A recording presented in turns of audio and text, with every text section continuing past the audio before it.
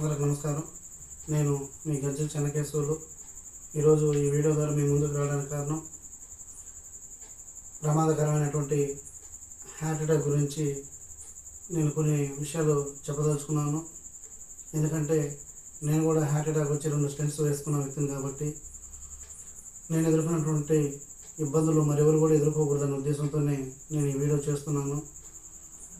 ఎందుకంటే ఈ కరోనా వచ్చిన తర్వాత ఎన్నో హార్ట్ అటాక్ మరణాలు చూస్తున్నాము.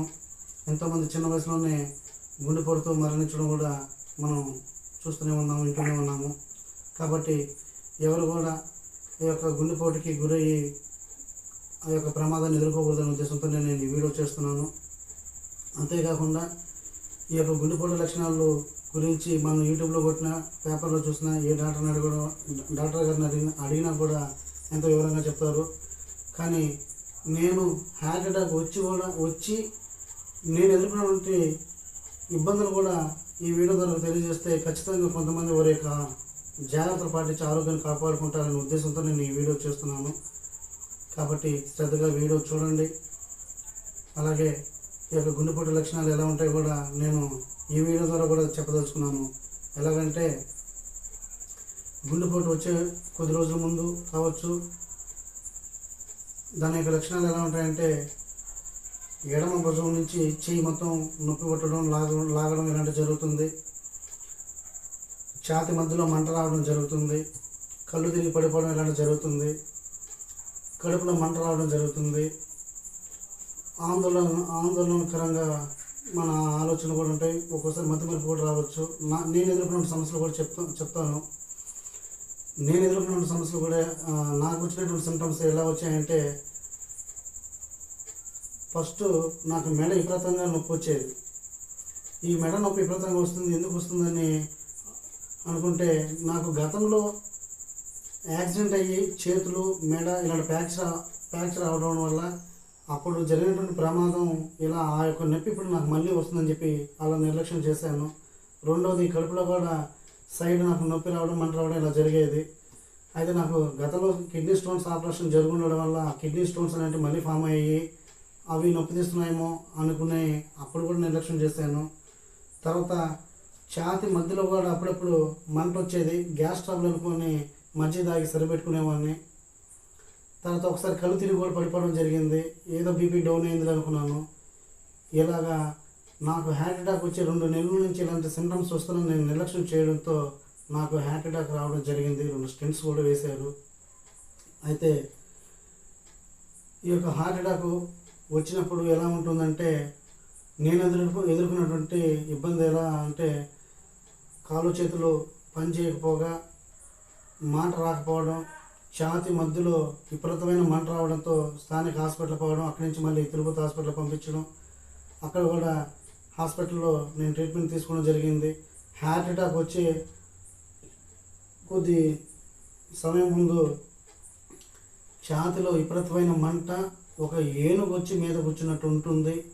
2-3 నిమిషాలు మనం చనిపోతున్నాము అనే ఫీలింగ్స్ కూడా వచ్చేస్తాయి. నేను అలాంటి ఇబ్బందులు ఎదుర్కొన్నాను. స్టెంట్స్ వేసేటప్పుడు కూడా ప్రాణానికి ప్రమాదం ఉంటుంది అని డాక్టర్ల గారు కూడా చెప్పడం జరిగింది. అయినా సరే నేను స్టెంట్స్ వేసుకొని దేవుడి దయ వల్ల బ్రతికాను. కాబట్టి ఇలాంటి ప్రమాదం ఉంటుంది. కానీ హార్ట్ అటాక్ వచ్చిన వ్యక్తి చాలా ఇబ్బందులు ఎదుర్కోవాల్సి వస్తుంది. వచ్చిన తర్వాత నేను చాలా సమస్యలు ఎదుర్కొన్నాను. అవి కూడా మీతో పంచుకోదలుచుకున్నాను. గత వీడియో ఎక్కువ అవుతుంది కాబట్టి చెప్పలేకపోతున్నాను.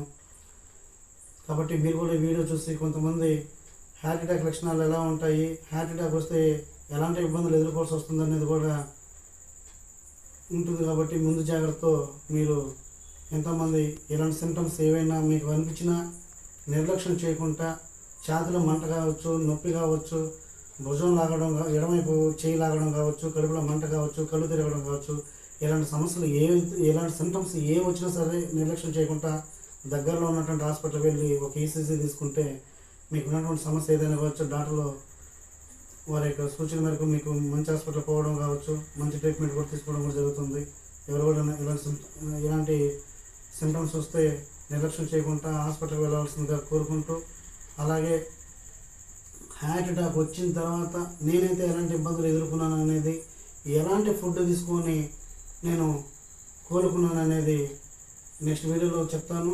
అంతేకాకుండా హాస్పిటల్కి ఎలాంటి ట్రీట్మెంట్ ఉంటుంది, డాక్టర్కి మధ్య ఎలాంటి ఇబ్బందులు పేషెంట్ అనేవాడు ఎదుర్కొంటాడు అనేది కూడా నేను నెక్స్ట్ వీడియోలో తెలియజేస్తాను. అంతేకాదు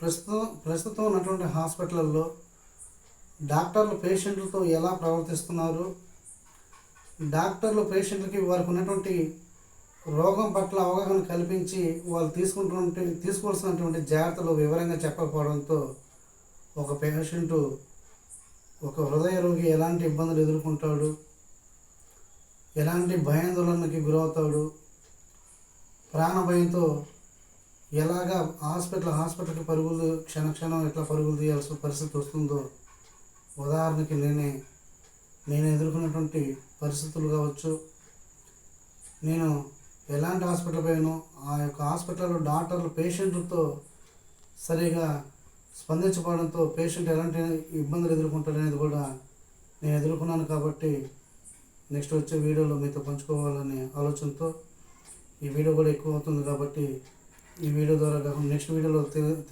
తెలియపరచాలనే ఉద్దేశంతో నేను